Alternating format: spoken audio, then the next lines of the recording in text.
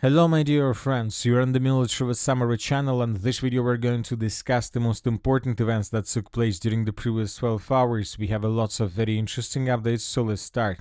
Very important meeting took place yesterday between the President of the Russian Federation, Vladimir Putin, and the President of the Republic of Belarus, Lukashenko. They were talking, they were listening to the report of the General Staff. Lukashenko said that he and Putin heard a report from the General Staff of the Armed Forces of the Russian Federation. Let's say we got report that the meeting between Lukashenko and Putin has concluded after lasting 5 hours and 22 minutes. So during this meeting, Putin most likely, not just Putin, but also the head of the General Staff of the Russian Federation, provided Lukashenko lots of very important information about the situation on the ground and about further plans in the area of the special military operation. And right after this meeting ended, the President of Belarus made his own statement regarding the situation.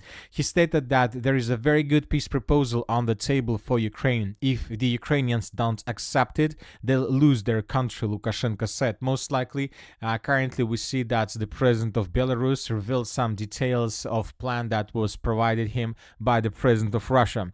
President Putin and I discuss it. I won't talk about it. The president will say that himself.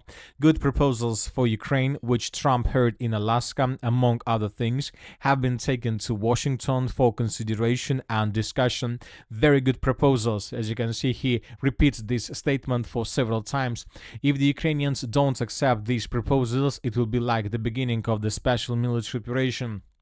It will be even worse. They will lose Ukraine, the Belarusian president said. He added that if Kiev had accepted Moscow's proposals in 2022, all of Ukraine's territories except Crimea would now be a part of Ukraine. So very good proposals, as we can see. Later, the Minister of Foreign Affairs of Belarus stated that the system of Oreshnik is already on the territory of the Republic of Belarus. So now we see that the Russian Federation finished the securing of its western flank. We're talking about Belarus. They deployed one of the most powerful weapons they have. Now we believe that there is no such European country that will try to make any probably dangerous situation with the Russian Federation in coming months. And now the Russians have probably possibilities to intensify their ground operations or their activities on the territory of Ukraine with the purpose to defeat Ukraine completely. So Zelensky had a chance to accept proposals. Maybe he still has.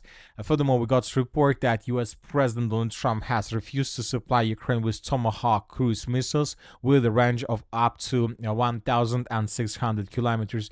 Would like to remind you that Zelensky several days ago stated that he would attack Russia with these missiles, but now we see that he will not be able to have this possibility. Now let's discuss the situation on the ground, and first let's talk about the Zaporizhzhia direction, where the Russians of the group of forces East continue their offensive operation. During the previous 12 hours, additional changes on the ground were recorded. The most important changes took place to the east of the settlement of Poltavka, to the east of the Poltavka fortified area. This information was confirmed by pro-Russian resources, by neutral mappers, and by pro-Ukraine resources. So as you can see, every single resource confirmed information that the Russians are about to begin offensive operation in the direction of Poltavka fortified area. The Russians most likely are going to use these main three lines that go in the direction of the settlement. They will attack the village at least from three directions from the northeast, and most likely Russians will attack the settlement also from the southeast. These are going to be something like a support operations with the purpose to pin down the Ukrainians and to stretch the reserves.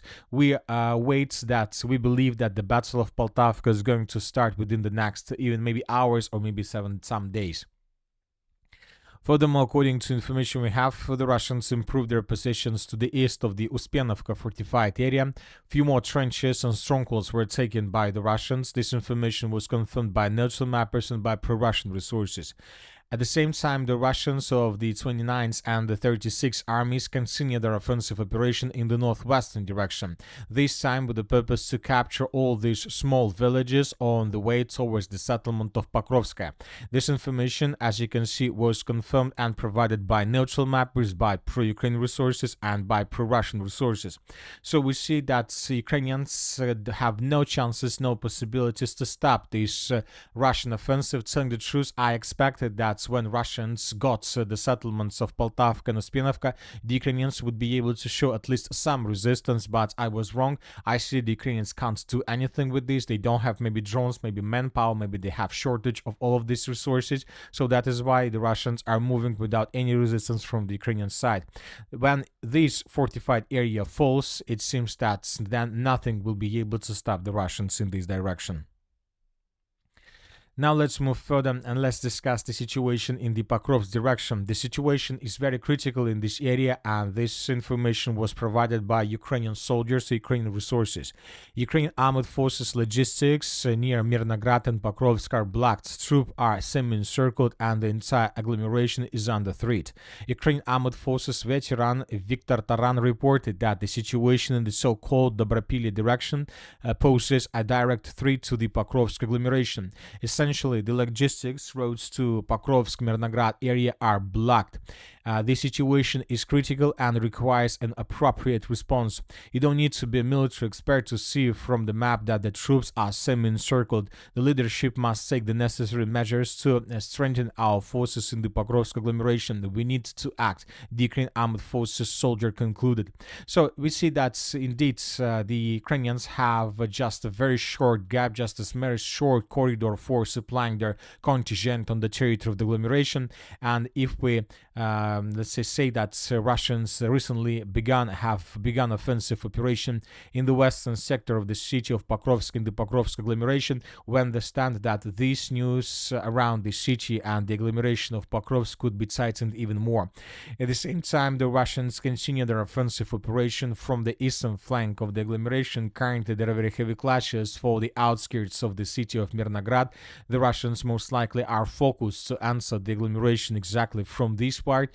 During the previous 12 hours, pro-Russian resources made significant changes on the ground in this area, and according to them, the armed forces of the Russian Federation, for the first time since the beginning of the assault operation, managed to answer the Mirnograd agglomeration by taking under control the village by the name of Balagan. So the Russians are saying that this settlement was captured by the Russians during the previous several days or even hours.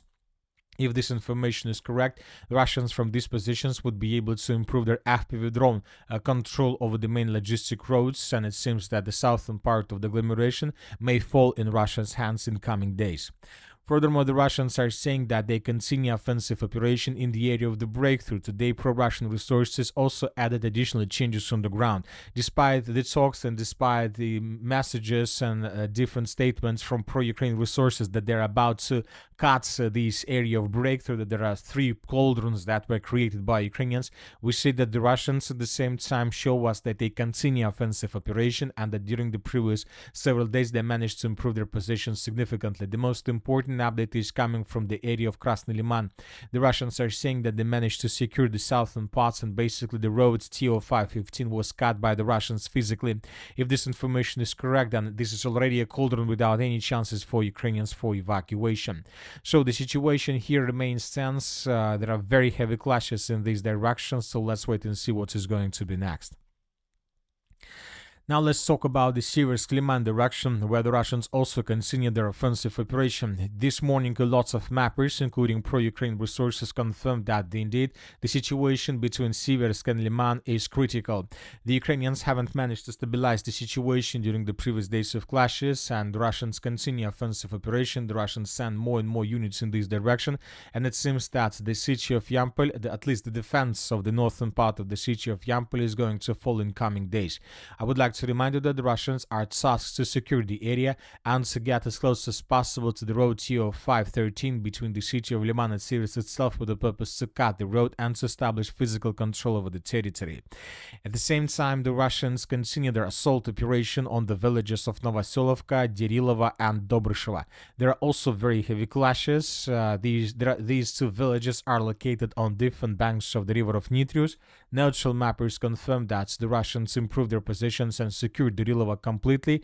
Pro-Russian resources reported that the settlement of Novoselovka is already, let's say, half of the settlement is already under control of the Russian Federation. The Ukrainians send lots of troopers, lots of forces with the purpose to stabilize the situation, and we see that the Ukrainians use more often and often different robotic systems like this one, but Russians, when see such a system, destroy this system immediately.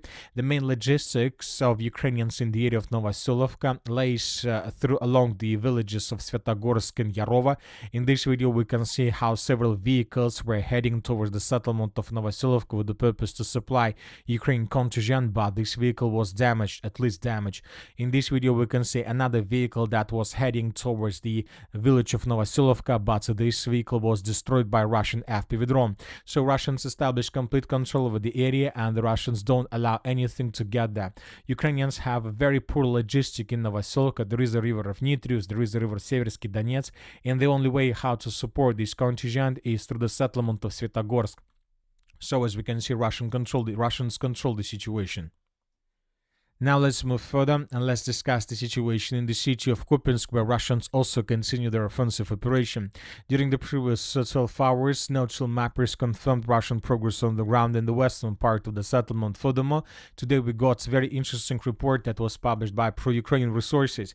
As you can see, they haven't adjusted the territory that is under control of the armed forces of the Russian Federation, but the pro-Ukrainian resources increased the gray zone.